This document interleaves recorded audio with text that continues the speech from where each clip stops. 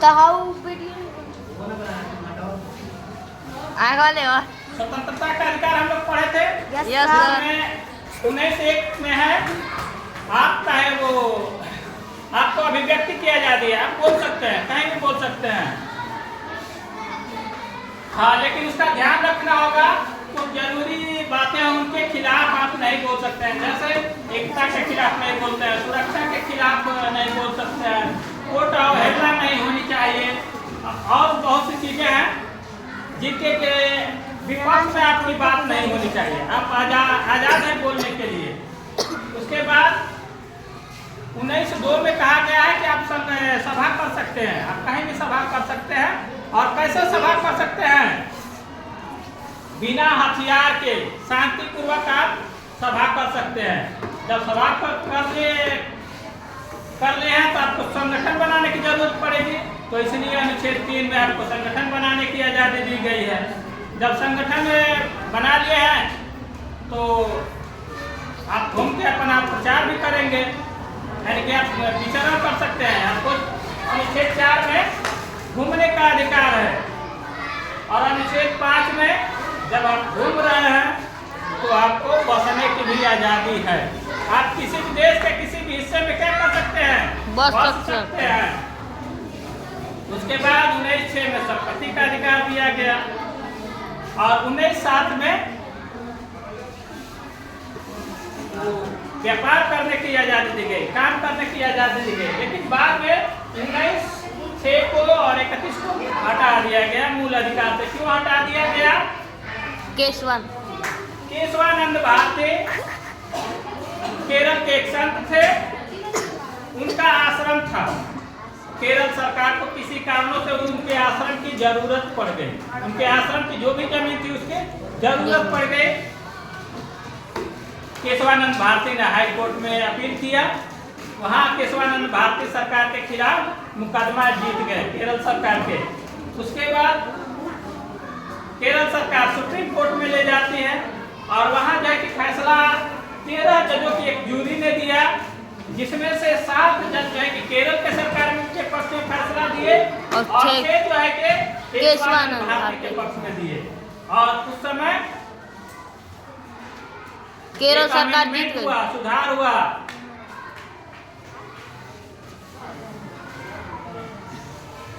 जिसके तहत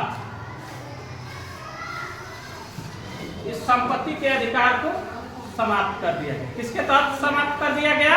19(6) के साथ अनुच्छेद 44वां संविधान संशोधन के तहत संपत्ति के अधिकार को समाप्त कर दिया गया, और इसको कानूनी अधिकार बना दिया गया, जो अनुच्छेद 300 में निहित है। उसके बाद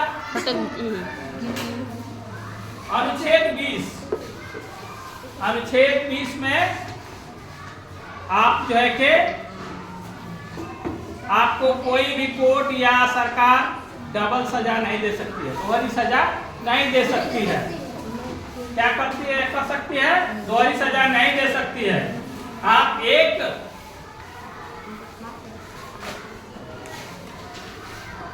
आपको एक गलती के लिए 2 सजा नहीं दी जा सकती है। और अनुच्छेद 20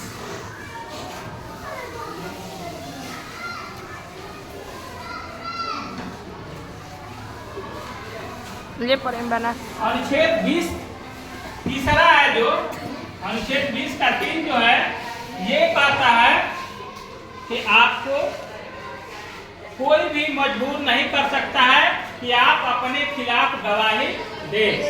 समझ में आ रहा है? Yes sir.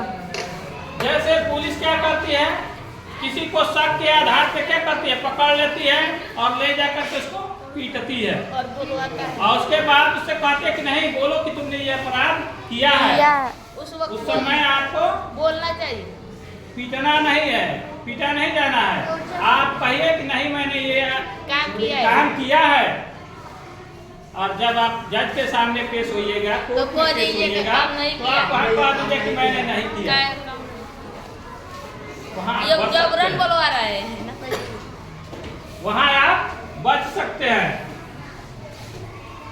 हाँ, एक सजा के लिए दो सजा नहीं, एक गलती के लिए आप 2 सजा नहीं भुगत सकते हैं। जैसे 2004 और 2007 ये एक मामला है 1991 का, जिसमें राजीव गांधी की हत्या कर दी जाती है और उनको फांसी की सजा सुनाई जाती है।